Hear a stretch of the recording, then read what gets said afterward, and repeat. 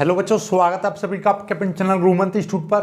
तो आज की ये वीडियो 12th क्लास केमिस्ट्री की वीडियो है और केमिस्ट्री में हमारी वेरी मोस्ट इंपॉर्टेंट न्यूमेरिकल्स की सीरीज चल रही थी।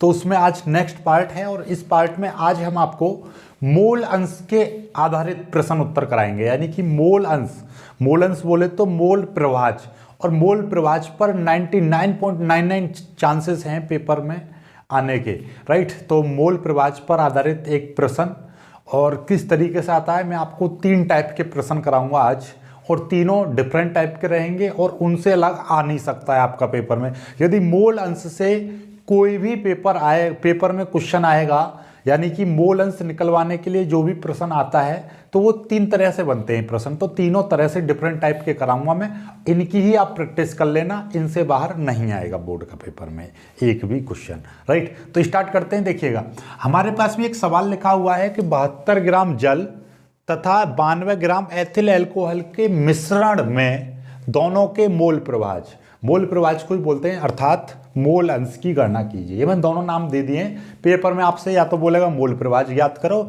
या कहेगा मोल अंश ज्ञात करो, मतलब दोनों का एक है। पहले मोल अंश का निकालने से पहले मैं थोड़ा सा मोल अंश के बारे में आपको बता दूं। देखिए होता क्या है बेसिकली, कि जैसे कि हमारे पास एक विलयन होगा, या बोलेगा वो विलयन बोल देगा या बोल देगा मिश्रण, ठीक है। घबराना नहीं है, बात एक ही कहेगा, वो मिश्रण बोल दे या विलयन बोल दे। भैया मिश्रण एक चीज का तो बनेगा नहीं, उसमें 2 या 2 से अधिक चीजें होंगी। तो मैं मान के चल रहा हूं कि एक चीज है, इसमें एक जल है, कि एक मिश्रण है जिसमें जल, और सपोज दैट इसमें है, जैसे कि हमें एथिल अल्कोहल लिया है, तो मैं यहाँ पर मान ले रहा हूँ एक में एथिल अल्कोहल है, ठीक है। अब ध्यान से समझो जरा, ये कह रहा है कि इन दोनों का मिश्रण है, राइट। तो इसमें जैसे ही हमेशा वो 2 पदार्थ देगा, कितने पदार्थ देगा? 2 पदार्थ में आपको क्या करना पड़ेगा? सबसे पहले कि भैया जल के अणुओं की, इसके मोल की संख्या निकालनी पड़ेगी। क्या? मोलों की संख्या। पहले तो जल के मोलों की संख्या निकालनी पड़ेगी। सपोज दैट जल के मोलों की संख्या मैंने मान ली N1। फिर एथिल अल्कोहल दूसरा पदार्थ जो दे रखा होगा उसके मोलों की संख्या निकालनी पड़ेगी। सपोज दैट इसकी है मोलों की संख्या N2, राइट। अब आपको कहेगा कि जल के मोल प्रभाज निकालो, ठीक है। तो जल का मोल प्रभाज निकलेगा कि भाई इसके मोलों की संख्या निकाल ले, इसके मोलों की संख्या निकाल ले, और तो कुल मोलों की संख्या कितनी हो जाएगी? कुल मोल बराबर हो जाएंगे आपके N1 प्लस N2। ध्यान से समझो जरा कि मैंने क्या कहा था, एक विलयन है जिसमें जल और एथिल अल्कोहल है। तो मोल अंश निकालने के लिए आप आंख मीच के जो भी मिश्रण हो या विलयन हो, उसमें जो भी 2 पदार्थ दे रखे होंगे, जैसे कि इसमें ये दे रखे, तो उन दोनों पदार्थों के अलग अलग पहले तो मोलों की संख्या निकाल लो। कि जल है तो जल के मोलों की संख्या, यदि यहाँ पे एथिल अल्कोहल होता तो एथिल अल्कोहल तो दे ही रखा है। जैसे मान लीजिए क्लोरोफॉर्म होता तो क्लोरोफॉर्म के मोलों की संख्या, ठीक है। अमोनिया होती तो अमोनिया के, मतलब कोई भी पदार्थ XYZ 2 पदार्थ दे रखे होंगे तो दोनों पदार्थों के अलग अलग सबसे पहले आपको मोलों की संख्या निकालनी है, फिर उनके कुल मोल निकालने, यानी कि दोनों को जोड़कर, राइट। अब आपसे कहेगा कि जल का मोल प्रभाज निकालो, तो लिखेंगे जल का मोल अंश। तो जल का मोल अंश बराबर हो जाएंगे कि जल के मोलों की संख्या बट्टे कुल मोलों की संख्या। कुल मोलों की संख्या कितनी है? N1 plus N2। समझ में आ गई बात? ये होता है फॉर्मूला, राइट। जैसे कि मैं मान के चल रहा हूं जल के मोलों की संख्या निकल के आई आपकी 2, और एथिल अल्कोहल के मोलों की संख्या निकल के आई आपकी 3। तो भैया ये जल के मोल, तो कुल मोल कितने हो गए? 2 प्लस 3 बराबर 5 आ गए, ठीक। एक शॉर्ट ट्रिक और बताऊंगा मैं। तो जैसे कि अब जल के मोलों की संख्या आपको चाहिए तो कैसे करेंगे? जल के मोलों की संख्या कितनी थी? 2 तो ऊपर लेंगे, कुल मोलों की संख्या नीचे ले लेंगे, 5 चौक 20 यानी 0.4 आ जाएगी। यदि एथिल अल्कोहल के मोलों की संख्या लोगे तो एथिल अल्कोहल के कितने? 3 हैं, बट्टे नीचे कुल मोलों की संख्या 5 है, 5 का इसमें भाग करेंगे 0.6 आ जाएगा, राइट। अब मैं तुम्हें एक शॉर्ट ट्रिक बता दे रहा हूं कि आप जैसे कि 2 पदार्थ हैं, दोनों में से किसी के भी मोलों की संख्या निकाल लो, आप किसी एक पदार्थ के मोलों की संख्या निकाल लो। जैसे कि मैंने जल के मोलों की संख्या निकाल ली, कितनी आई थी? 0.4। तो दूसरा पदार्थ जो होगा उसके मोलों की संख्या निकालने के लिए फिर आपको बार बार फॉर्मूला लगाने की जरूरत नहीं है। एक में से घटा दो, एक में से 0.4 जाएंगे तो 0.6 बचेंगे, ये क्या है, ये क्या बला है, मतलब ये कि कभी भी मोलों की संख्या एक से ज्यादा, मतलब मोल प्रवाह कभी भी एक से ज्यादा नहीं आ सकता। दो पदार्थों का जो मोल प्रवाह होता है वो एक रहता है। कितना रहता है? एक। तो इसीलिए एथिल अल्कोहल के मोल प्रवाह हमारा कितना आया था? 0.6। तो जल का निकालोगे तो 1 में से 0.6 घटा देंगे तो 0.4 आ जाएगा। तो ऐसे ही आपको सॉल्व करने की जरूरत ही नहीं पड़ेगी। अब मैं कह रहा हूं कि एक विलयन है जिसमें दो पदार्थ हैं, 1 और 2। मैं कह रहा हूं एक पदार्थ का मोल प्रवाह 0.7 है, तो दूसरे पदार्थ का मोल प्रवाह कितना होगा? आप आंख नीच के लिख दो 0.3। क्यों? क्योंकि भैया इन दोनों का जोड़ के 1 आएगा, तो 1 में से इसको घटा दिया तो 0.7 आ गया। ठीक है, तो ये होता है बेसिक कॉन्सेप्ट। ठीक है, चलिए तो अब आपको सारा कुछ समझ में आ जाएगा। बाकी अभी तक तो ये कॉन्सेप्ट समझ में नहीं आया तो सवाल से समझ में आ जाएगा, और कॉन्सेप्ट समझ में आया तो सवाल समझ में आ जाएगा। घबराना नहीं है, आपको ऐसा बिल्कुल भी नहीं लगेगा आज के बाद में कि मोल प्रवाह से ऊपर कभी भी कोई सवाल या कोई भी क्वेश्चन छोड़े आओ। और याद रखना, उनके लिए प्लस पॉइंट है जो एयरफोर्स और एनडीए की तैयारी देना, एनडीए का वो पेपर देना चाहते हैं, तो भैया एयरफोर्स, एनडीए, ठीक है, आईआईटी वगैरह में एक सवाल इस पे से जरूर आता है, राइट। आईआईटी में फिजिक्स आती है, लेकिन कुछ केमिस्ट्री में जो बेसिक जो फिजिकल केमिस्ट्री होती है उससे भी न्यूमेरिकल्स आते हैं, राइट। चलिए, तो ये चीज़ें आपको पता रहनी चाहिए हमेशा। नीट में आता है यहाँ से 1% डेफिनेटली, राइट। एनडीए में डेफिनेटली आता है, राइट। तो ये चीज़ें होती है भाई। फिजिकल केमिस्ट्री आपके लिए बहुत ज़्यादा यूजफुल होती है, क्योंकि वो जहाँ पे फिजिक्स आती है ना, तो वहाँ पे फिजिकल केमिस्ट्री के भी क्वेश्चन आते हैं, चाहे वो एनडीए हो चाहे वो आपका आईआईटी हो, राइट। नीट में तो है ही आपका केमिस्ट्री। ठीक है, चलिए, तो ये चीज़ है। कुछ चैप्टर ऐसे होते हैं कॉमन जो फिजिक्स और केमिस्ट्री के जो सिलेबस में दोनों में मिलते हैं, राइट। चलिएगा, तो इसको करते हैं हम सॉल्व। हमारे पास दिया क्या है? दिया है कि 72 ग्राम जल है। जल की मात्रा कितनी दे रखी है? यानी कि जल दे रखा है आपका 72 ग्राम। ओके, ठीक है, जल। तो जल का अणुभार भी निकाल लो साथ ही साथ। जल का अणुभार, क्योंकि हमें इसकी जरूरत पड़ेगी। अणुभार, जल का फॉर्मूला होता है H2O, तो H का होता है 1, लगा देंगे 2, और O का होता है 16। आप जानते ही होंगे जल का परमाणु द्रव्यमान 1 होता है, 2 की गुणा कर दी क्योंकि 2 अणु हैं। ये कितना हो जाएगा? 2 एकम 2 प्लस 16, तो ओवरऑल आ जाएगा 18। तो जल का अणुभार 18 आ गया, राइट। चलिए, और इसमें क्या चीज दे रखी है? एथिल अल्कोहल दे रखा है 92। तो एथिल अल्कोहल कितना? 92 ग्राम। तो एथिल अल्कोहल का भी बाहर अणुभार निकाल लो। एथिल का अणुभार, तो एथिल अल्कोहल का फॉर्मूला रहता है C2H5OH। तो इसका अणुभार निकालेंगे। सी का कितना होता है? सी का होता है 12, गुणा लगा देंगे 2। H का होता है 1, गुणा लगा देंगे 5, प्लस O का होता है 16, और H का होता है 1। तो 12 दूनी 24 प्लस 5 एकम 5 प्लस 16 एक 17। तो कितना आ जाएगा? देखिए, आपका 7 5 12 और 12 4 16 का 6, हासिल 1 और 2 कितने हो गए? 3, और 3 और 1 हो जाएगा 4। तो ये कितना आ जाएगा? टोटली 46 आ जाएगा। 46 से इसका अणुभार निकल आया, राइट। अब हमने क्या बताइए, देखना जरा, ये मिश्रण है। क्या है? मिश्रण। तो सिंपल सी बात है कि ये मिश्रण है, तो यानी कि आपका जल प्लस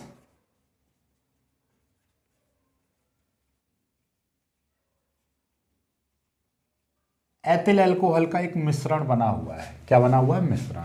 तो सिंपल सी बात है, ये जो मिश्रण है आपका जल और एथिल अल्कोहल का, ये जो मिश्रण है, इसमें आपको क्या करना पड़ेगा? इस मिश्रण में जल के मोलों की संख्या भी निकालनी पड़ेगी और एथिल अल्कोहल के मोलों की संख्या निकालनी पड़ेगी, तभी तो मोल प्रवाह निकलेगा। तो पहले निकाल रहे हैं हम जल के मोलों की संख्या। तो यहां पे लिख देंगे हम जल के मोलों की संख्या। तो क्या आ जाएगा? वही चीज, भार बट्टे अणुभार भार बट्टे अणुभार मतलब क्या कि जल का भार और जल का अणुभार। समझ गए ना? या पूरी बात लिखना चाहो लिख देना आप, जल का भार बट्टे जल का अणुभार, क्योंकि जल के मोलों की संख्या ले रहे हैं। तो भैया जल का भार कितना है? जल का भार है 72 ग्राम और जल का अणुभार है कितना? 16 ग्राम। ओ सॉरी 18 है। तो 18 से 72 कट जाएगा, 18 चौके 72। तो इसके मोलों की संख्या में N1 मान ले रहा हूं। इसके मोलों की संख्या निकल आई आपका 18 चौक 72। कितनी आ गई? 4। तो जल के अणुओं की संख्या, जल के मोलों की संख्या कितनी आ गई? मैं लिख दे रहा हूं, जल के मोल बराबर मैं N1 मान ले रहा हूं, ये चीज निकल आई आपकी। इसी तरीके से आप निकालोगे क्या? एथिल अल्कोहल के मोल। तो यहां पे लिख देंगे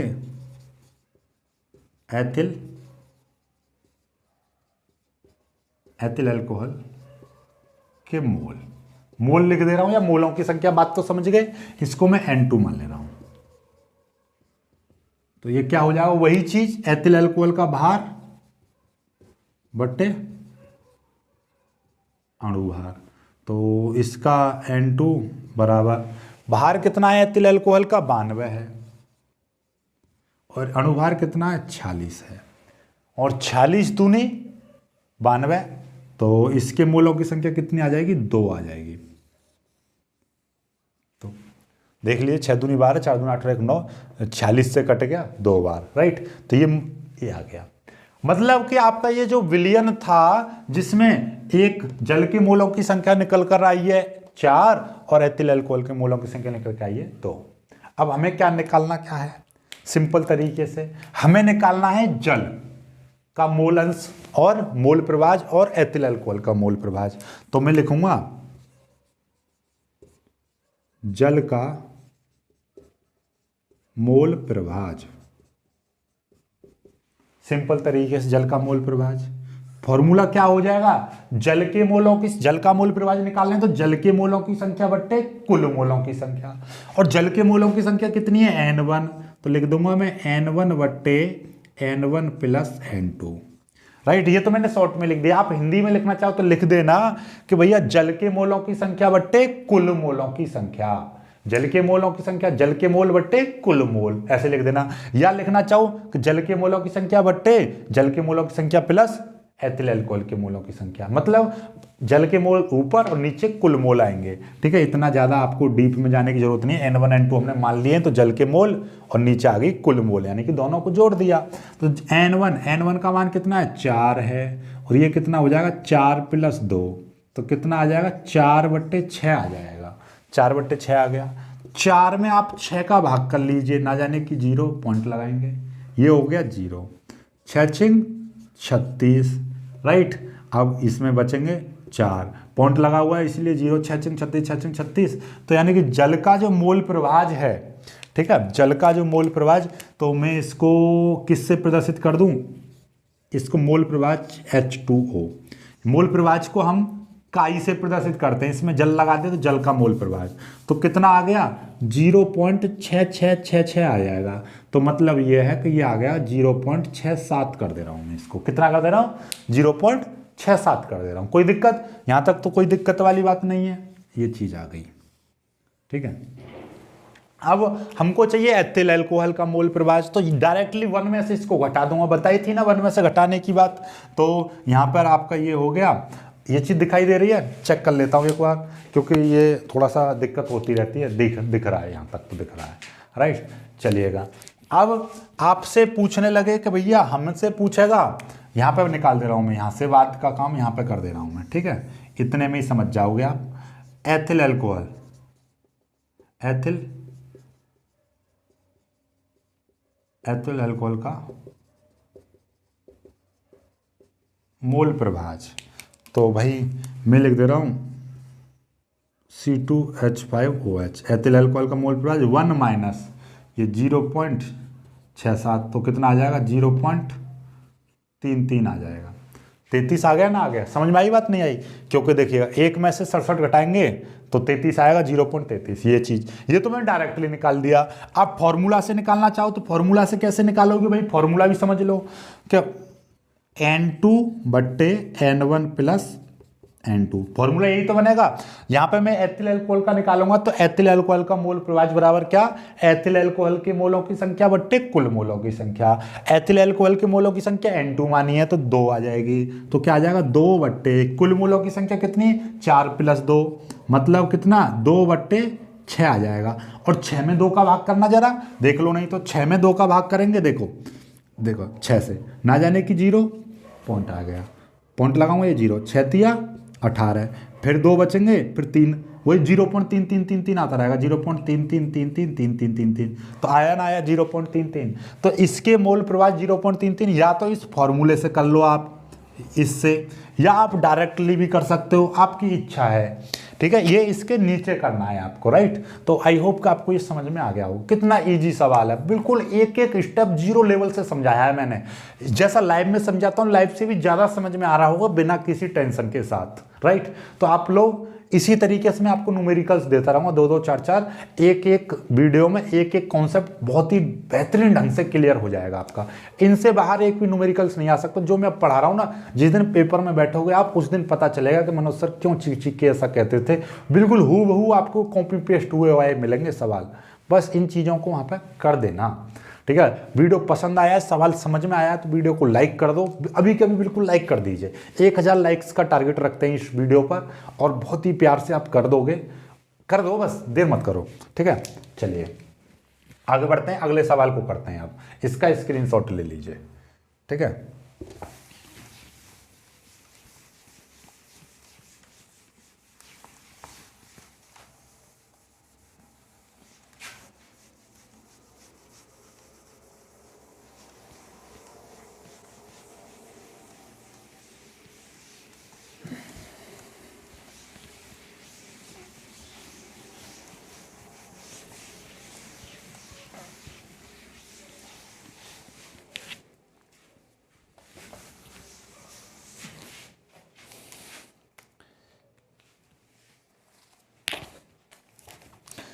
देखिए दूसरे टाइप का सवाल ये है कि एथिलीन ग्लाइकोल, एथिलीन ग्लाइकोल, इसमें इसका फॉर्मूला भी दे रखा है C2H6O2 के मोल प्रवाह की गणना कीजिए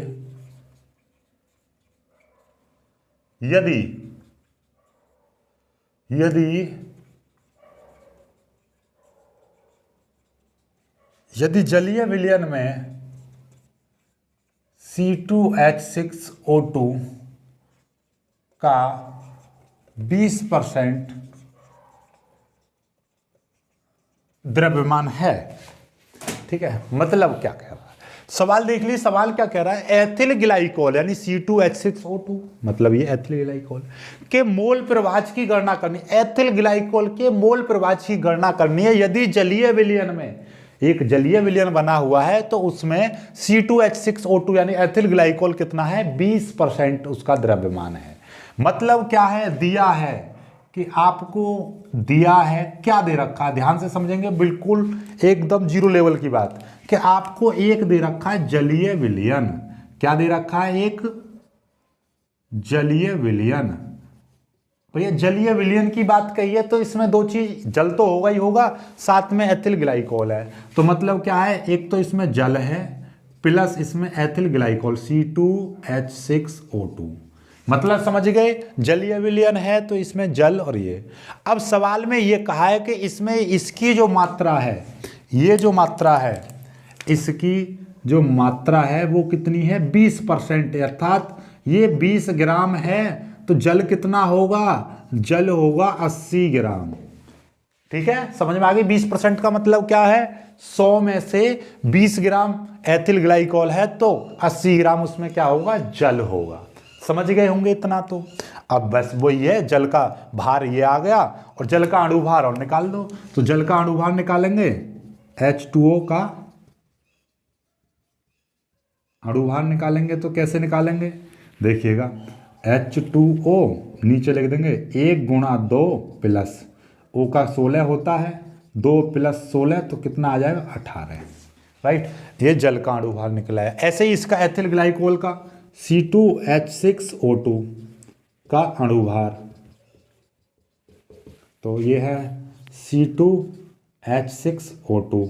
तो मतलब यहाँ से स्टार्ट करना प्रारंभ करूँगा। चलो ये दिखेगा नहीं, दिख जाएगा, चलिए दिख रहा है, ठीक है। तो मैं थोड़ा सा और ऊपर से लिखना प्रारंभ कर दूंगा यहाँ से।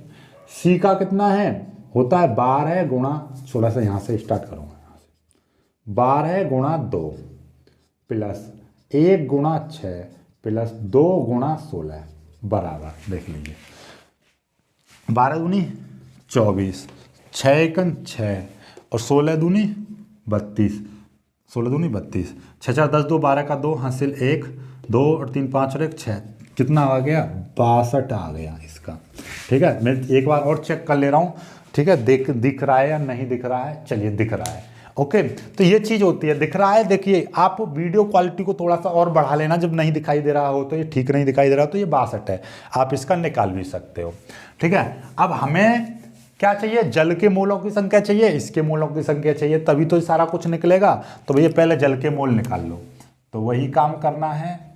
जल के मोल वो N1 मान ले रहा हूं मैं, तो क्या रहेगा फॉर्मूला भैया, भार बट्टे अणुभार, मोलों की संख्या का तो फॉर्मूला डायरेक्टली भार बट्टे अणुभार।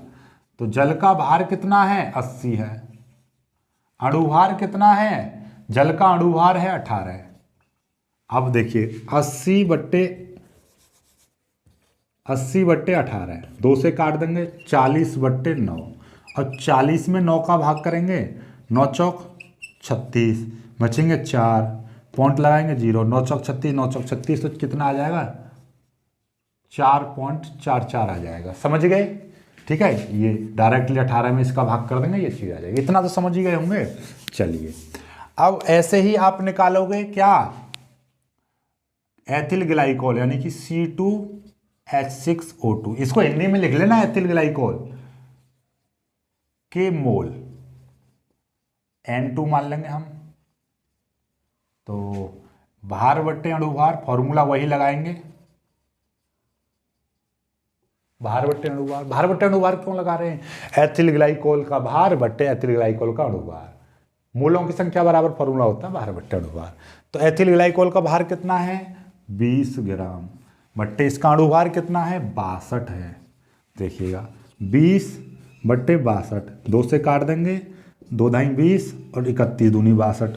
अब 10 में हम 31 का भाग करेंगे, कैसे भाग करेंगे, ना जाने कि 0 पॉइंट लगाएंगे, ये 0 100 हो जाएगा, 3 बार चला जाएगा, 3 तिया 9, 93, बचेंगे 7, पॉइंट लगाई हुआ है इसलिए 0, 33 दूनी हो जाएंगे 66, बचेंगे कितने 4, ठीक है। फिर 0 33 सेकंड 33, तो कितना आ जाएगा N2 बराबर आ जाएगा आप 0.32, बस इतना ही रहने दीजिए, ठीक है। 1 को लगाओ मत, क्योंकि 2 अंक यहाँ पे लिए हैं, 2 अंक यहाँ पे लिए पॉइंट के बाद, ठीक है, 0.32। तो अब आपका ये चीज़ निकल आई, देखिएगा N1 बराबर तो ये निकल कर आ गया,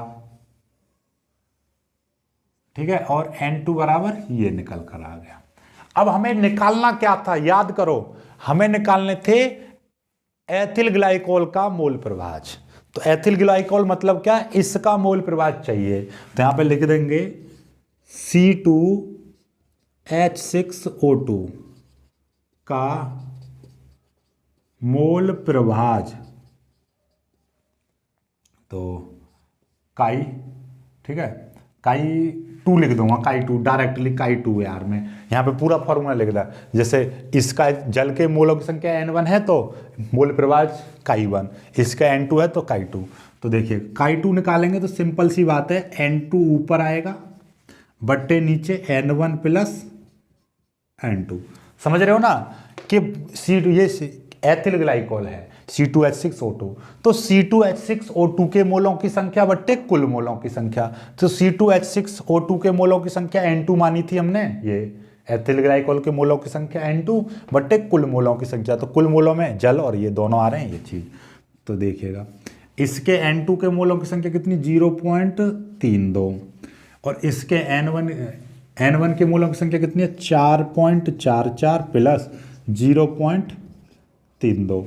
अब भैया 0 पॉइंट, ये 32 है और ये 4.44, 6 4 3 7 और ये 4, तो कितना आ गया, ये आ गया 0.32/4.76, ये चीज़ आ जाएगी। पॉइंट से पॉइंट कट जाएगा तो ये आ जाएगा 32/476, ये पॉइंट से पॉइंट हमने काट दिया। अब भैया 32 में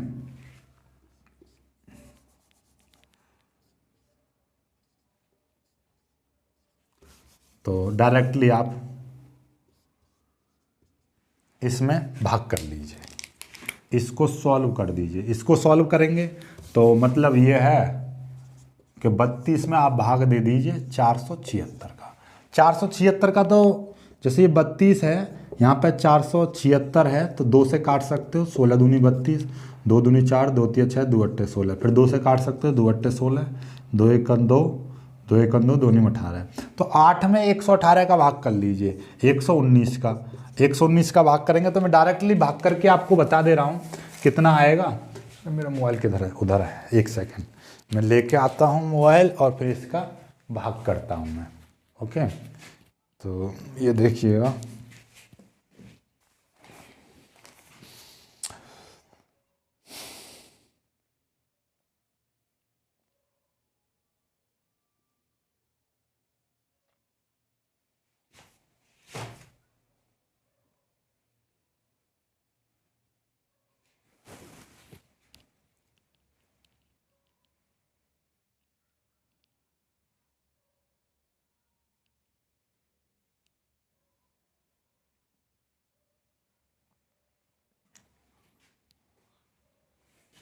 चलिए देखिए मैं इसमें भाग कर देता हूँ डायरेक्टली।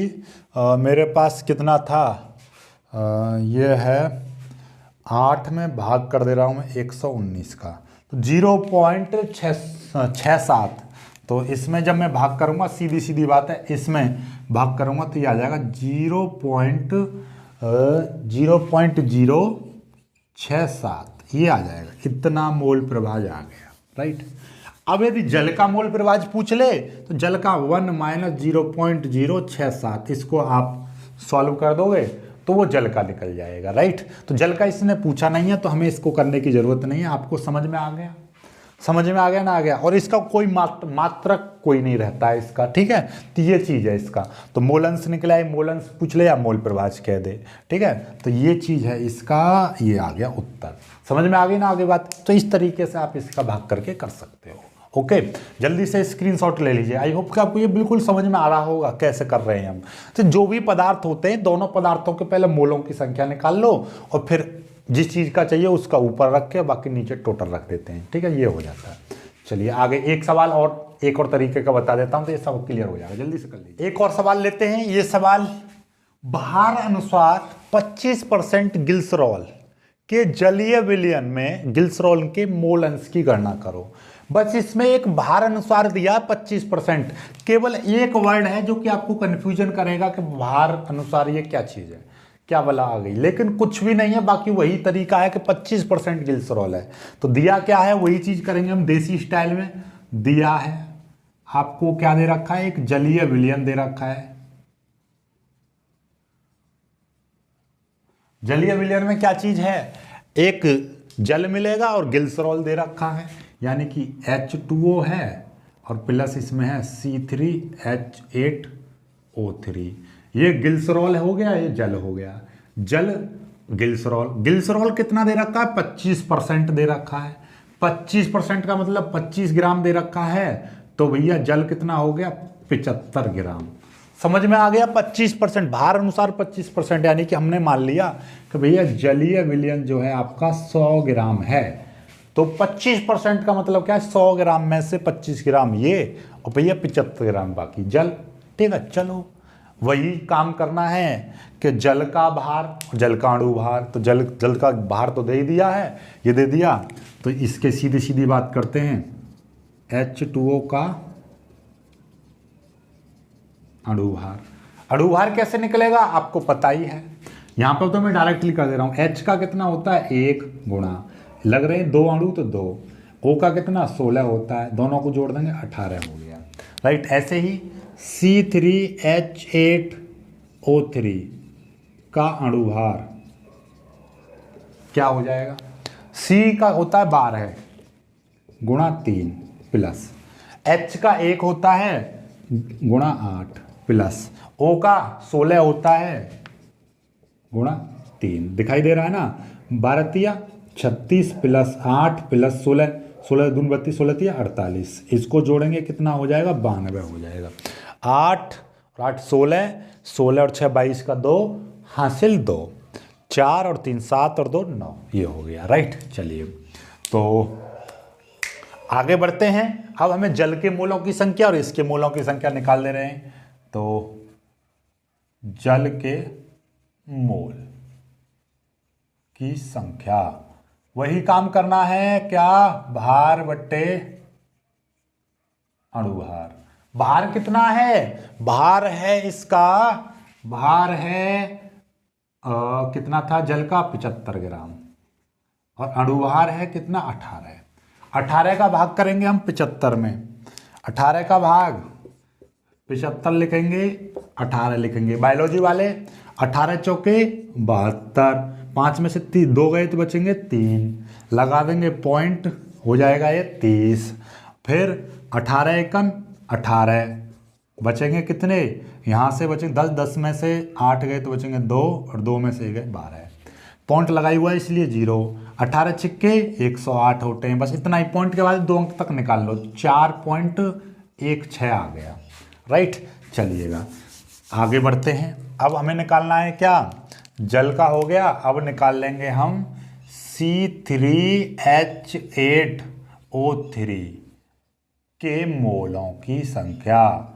ये मोलों की संख्या, इसका नाम पता है? वही गिल्सरॉल। गिल्सरॉल के मोलों की संख्या वही करेंगे, भार बटे अणुभार। इसको भाई ये थोड़ी सी मिस्टेक कर दी, चलो मैं यहाँ पे लिख दे रहा हूँ, इस तरीके से शॉर्ट में लिख दे रहा हूँ। जल के मोल बराबर N1 और इसके मोलों इसके, क्योंकि ये जरूरी है N1 दिखाना। जल के गिल्सरॉल के मोल, इसको आप N2 लिख दो, ठीक है, ताकि आपको अलग अलग पहचान हो जाए, ये N1 ये N2। ठीक है, इसका वही चीज़ करेंगे। N2 बराबर यहाँ पे लिख दे रहा हूँ मैं। इसका भार कितना है? इसका भार था 25 ग्राम और अणुभार कितना है? 92। अरे 25 में भाग करेंगे हम 92 का, ना जाने कि 0 0 हो गया। तो 9 दूनी 18, 9 दूनी 18, 180 हो जाएगा। 2 बार चला जाएगा। 2 दूनी 4 और 2 दूनी 4, 2 ने 18। यहाँ पे नहीं, यहाँ पे 10, 10 में से 4 गए तो बचेंगे 6 और यहाँ से ले ढाई, यहाँ पर हो गए 14, 14 में से 8 गए तो बचेंगे 6, 66 बचे। पॉइंट लगाई हुआ है ये 0, 9 7 63, 7 बार चला जाएगा तो सीधे सीधे 0.27, बस 2 अंक तक निकालिए। राइट, तो ये चीज़ हो जाएगी। ठीक है, चलिए तो ये चीज़ निकल आई और ये निकल आए ये। ठीक है, हमें क्या चाहिए था? हमें तो गिल्सरॉल के मोल अंश चाहिए थे, तो यहाँ पे लिख देंगे गिल्सरॉल, यानी कि गिल्सरॉल बोले तो C3H8O3 का मोल प्रभाज।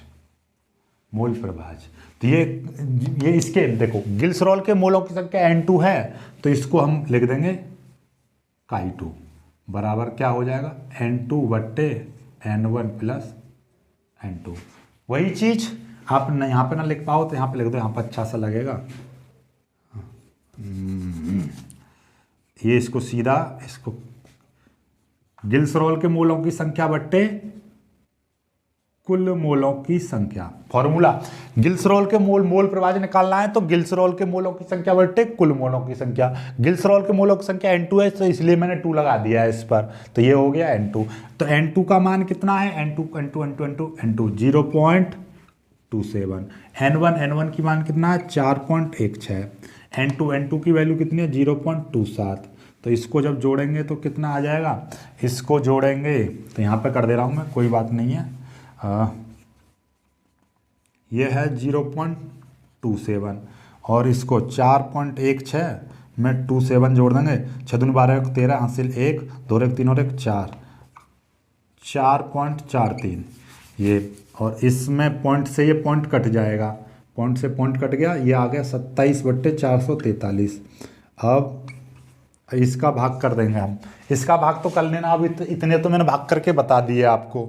27 में भाग कर लेंगे हम 443 का, तो 0.6 आ गया, 0.06 इतना आ गया इसका मूल प्रभाज, ये उत्तर आ गया।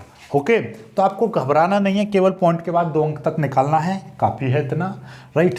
तो ये भाग वगैरह आपको नहीं करने आते हैं तो मैं आपको बता दूंगा, बायोलॉजी वाले और मैथ वालों को तो मुझे बताना ही नहीं है, क्योंकि आप इंटर में आ गए मैथ लेकर, भाग करने ना। वैसे तो मैं हर चीज़ के भाग वैसे करता हूँ, कैलकुलेटर का बहुत कम इस्तेमाल करता हूँ, लेकिन फिर भी आपको यदि कोई भी समस्या है तो आप कमेंट जरूर कर देना, मैं आपको निवारण जरूर करूँगा, राइट। तो आपको चिंता करने की कोई ज़रूरत नहीं है। ओके, चलिएगा। तो आई होप कि आपको आज के जो सवाल हैं अच्छे से समझ में आ गए। भाई मोल अंश के ऊपर जितने भी सवाल आएंगे वो यहाँ से अलग नहीं आएंगे। अब जो कराऊंगा वो तो इतने ज़्यादा इंपॉर्टेंट है कि 4 नंबर का सवाल अकेला आता है, 4 या 3 नंबर का, जो यानी कि उस पर आएंगे क्वथनांक में अवनमन, हिमांक में क्वथनांक में उन्नयन, क्वथनांक में उन्नयन, हिमांक में अवनमन, इसके आधारित आएंगे सवाल, ठीक है। मूलल उन्नयन स्थिरांक और मूलल अवनमन स्थिरांक, वेरी वेरी मोस्ट इंपोर्टेंट। 3 और 4 नंबर का सवाल डायरेक्टली उठ के आता है, और एक सवाल आना ही आना है निश्चित रूप से, तो इसलिए उसको मिस मत कर देना। अगली जो वीडियो आएगी तो उसमें ये पूरा कॉन्सेप्ट खत्म करा दूंगा, जैसे एक एक कॉन्सेप्ट ले रहा हूँ, ताकि आपको भी अच्छा समझ में आए और पूरा प्रॉपर तरीके से हो जाए। देखो जब लाइव कराते हैं तब भी इतने ही सवाल हो पाते हैं, लेकिन अभी समय बच जाता है, ठीक है। आप बहुत देर तक बैठे रहते हो उस समय भी, और तो बच्चे नहीं आते, मेरा भी दिमाग खराब होता है, इसलिए अब वीडियो बनाकर अपना डाल दो, कोई दिक्कत नहीं, डॉक्टर टेंशन, ठीक है। लेकिन ऐसा नहीं है वीडियो बनाकर डालने तो मैं इतनी मेहनत कर रहा हूँ आपके लिए, तो आपका भी फर्ज बनता है कि वीडियो को ज़्यादा से ज़्यादा शेयर करो, लाइक करो और सब्सक्राइब जरूर करना, ठीक है। चलिए, बाकी आज की वीडियो में सिर्फ इतना ही। वीडियो को लाइक करना, अपने दोस्तों के साथ शेयर करना, जो नए हैं वो चैनल को सब्सक्राइब जरूर कर लेना। मिलते हैं, तब तक के लिए बाय बाय, जय हिंद।